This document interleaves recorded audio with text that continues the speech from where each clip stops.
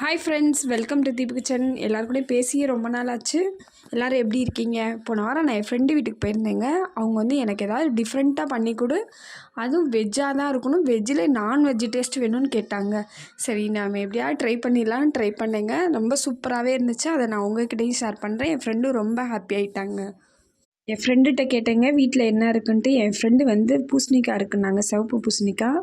அதை ஒரு 200 கிராம் எடுத்துக்கிட்டாங்க. அப்புறம் வந்து சவுச்சவுங்க, சவுச்சவ் வந்து சவுச்சவ் 3 பெரிய வெங்காயம், ஒரு 4 தக்காளிங்க எடுத்து வச்சுக்கிட்டோம். இதான் வீட்டில் இருக்குதுன்னு சொன்னாங்க. இது வீட்டில் என்ன இருக்கோ அதை வச்சு நம்ம ட்ரை பண்ணணுங்க. அப்போ தாங்க இன்னும் சூப்பராக இருக்கும் ரெசிபி. நான் ஏன் சவுச்சவ் யூஸ் பண்ணேன்னா, அது வந்து நீர் சத்து உள்ள காய்ங்க. அதை சாப்பிடலைன்னா அட்லீஸ்ட் அதில் உள்ள சாறாவது இறங்கிரும். நம்ம சிவப்பு பூசணிக்காயை மட்டும் மிக்ஸி ஜாரில் போட்டு அரைச்சி நல்லா வலுவலுன்னு அரைச்சி எடுத்துக்கணுங்க. அதோடு நம்மளுக்கு எவ்வளோ தேவையோ அவ்வளோ கோதுமை மாவு சேர்த்து நம்ம சப்பாத்தி மாவு பதத்துக்கு நம்ம பிசைஞ்சு வச்சுக்கிறணுங்க. தண்ணி மேக்ஸிமம் அதில் இருக்கும், அதனால் கொஞ்சம் மட்டும் நீங்கள் சேர்த்துக்கோங்க. ரொம்ப தண்ணி ஊற்றிட வேணாம். நல்லா அதை பிசைஞ்சிட்டு அதுக்கப்புறம் தண்ணி தேவைப்பட்டால் ஊற்றுங்க. அதோட உப்பும் சேர்த்துக்கோங்க. இப்போ பார்த்திங்கன்னா நம்ம எப்போவும் போல் சப்பாத்தி மாவு பிசைகிற போல் நாங்கள் பிசைஞ்சு வச்சுட்டோங்க. வச்சுட்டு வந்து கிரேவிக்கு ரெடி பண்ணணும்ல, அது இப்போ ஊறட்டோங்க. நம்ம கிரேவிக்கு ரெடி பண்ணிடலாம். அதுக்கு வந்து நான் அரை முடி தேங்காய் எடுத்துக்கிட்டேங்க. தேங்காய், தக்காளி எப்போயுமே 4 தக்காளி இருக்குன்னா 2 தக்காளி அதில் போட்டுட்டு 2 தக்காளி வந்து நான் வதக்க போட்டுருவேங்க. அது என்னுடைய பாலிசி. நீங்களும் அப்படியே பண்ணுங்கள். அப்புறம் 1 ஸ்பூன் சோம்புங்க, 1 ஸ்பூன், ஒரு 1/4 ஸ்பூன் கசகசா, சும்மா பேருக்கு போட்டால் போதுங்க. இப்போ இது எல்லாத்தையும் மிக்சியில் அரைச்சி ஓரமாக வச்சுட்டு நம்ம வந்து ஸ்டவ் ஆன் பண்ணி பாத்திரத்தை வச்சிடலாங்க. பாத்திரம் சூடானது தேவையான அளவு ஆயில் ஊற்றிடலாங்க.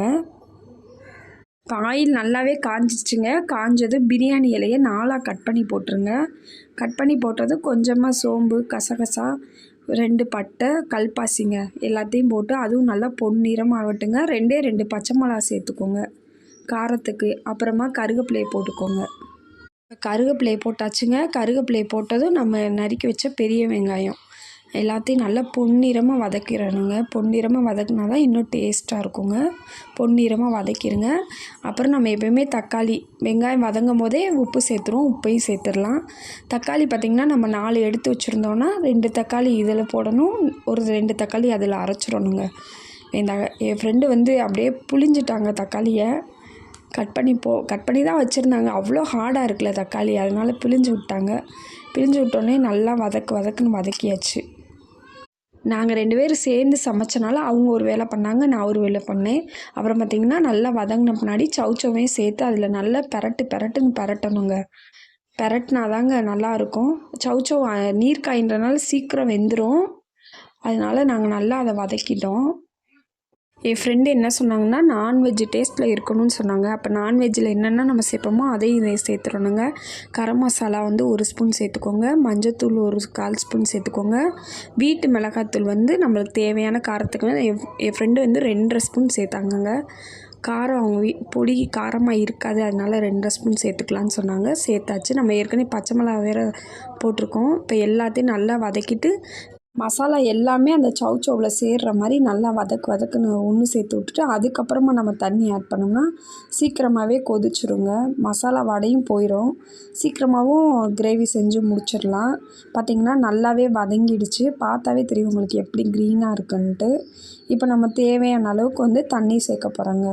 கொஞ்சமாக தான் தண்ணி சேர்க்கணும், ஏன்னா இது கொஞ்சம் சப்பாத்திக்கு வந்து தொட்டுக்க கிரேவி மாதிரி தானே வைக்க போகிறோம். அதனால் கொஞ்சமாக தண்ணி சேர்த்துட்டு நம்ம அரைச்சி வச்ச அந்த தேங்காய், சோம்பு, கசகசா, தக்காளி எல்லாமே சேர்த்த பேஸ்ட்டை வந்து இதில் சேர்த்துறணுங்க. சேர்த்துட்டு ஒரு 10 நிமிஷம் கொதிக்க விட்டுட்டு லாஸ்ட்டாக கொத்தமல்லியை போட போகிறோங்க. வெஜ்ஜை நம்ம எப்படியெல்லாம் சமைச்சு சாப்பிட முடியுமோ நம்ம டேஸ்ட்டுக்கு தகுந்தாப்படி நம்ம தாங்க சமைச்சு சாப்பிடணும். டிஃப்ரெண்ட்டாக இந்த மாதிரி செஞ்சு சமைச்சு சாப்பிடுங்க. குழந்தைங்களும் அப்புறம் வெஜிடபிளை வந்து விரும்ப ஆரம்பிச்சிடுவாங்க. நம்மளே சொல்லப்போனால் இப்போ வெஜிடபிள்லாம் சாப்பிட்றதே விட்டுட்டோம். எப்போ பாரு நான்வெஜ்ஜு தான் சாப்பிட்ற மாதிரி இருக்கும். நான்வெஜ்ஜு நல்லது தான், அது வீக்லி ஒன்ஸ் எடுத்துக்கோங்க. அடுத்து எல்லாமே கொதிச்சிருச்சுங்க. இப்போ வந்து நம்ம கொத்தமல்லியை தூவி விட்டாச்சு. பார்த்திங்கனாவே தெரியும் நல்லா கொதிச்சிருச்சுங்க. என் ஃப்ரெண்டு செம்மையாக இருக்குன்னு சொன்னாங்கங்க. இப்போ பாருங்கள், இந்த ஃபைனல் ரிசல்ட்டை நம்ம பார்க்க போகிறோங்க. இந்த கிரேவியோட ரிசல்ட்டு. இப்போ பாருங்கள், இது வெஜ்ஜு மாதிரி இருக்கா நான்வெஜ் மாதிரி இருக்கா நீங்கள் தான் சொல்லணும். இப்போ பாருங்கள், அடுத்து வந்து சப்பாத்தி மாவு நம்ம ஆல்ரெடி ஊற வச்சுட்டோம்.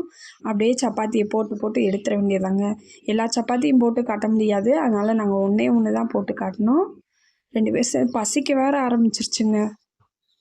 இப்போ கிரேவி ரெடி ஆயிடுச்சு, நம்ம சப்பாத்தி ரெடி ஆயிடுச்சுங்க. சப்பாத்தி பார்த்திங்கன்னா நம்ம நார்மல் சப்பாத்தி ரொம்பவே சாஃப்டாக இருந்துச்சுங்க. ஏன்னா தண்ணி அது நீர்க்காய் தான், அதனால அதோட தண்ணி இருக்குன்னா நல்லா சாஃப்ட்னஸ் கொடுத்துச்சுங்க. கண்டிப்பாக மறக்காமல் ட்ரை பண்ணி பாருங்கள். மறக்காமல் லைக் பண்ணுங்கள், கமெண்ட் பண்ணுங்கள். தீபு கிச்சனை மறக்காமல் சப்ஸ்கிரைப் பண்ணுங்கள். Thank you so much to all. Bye.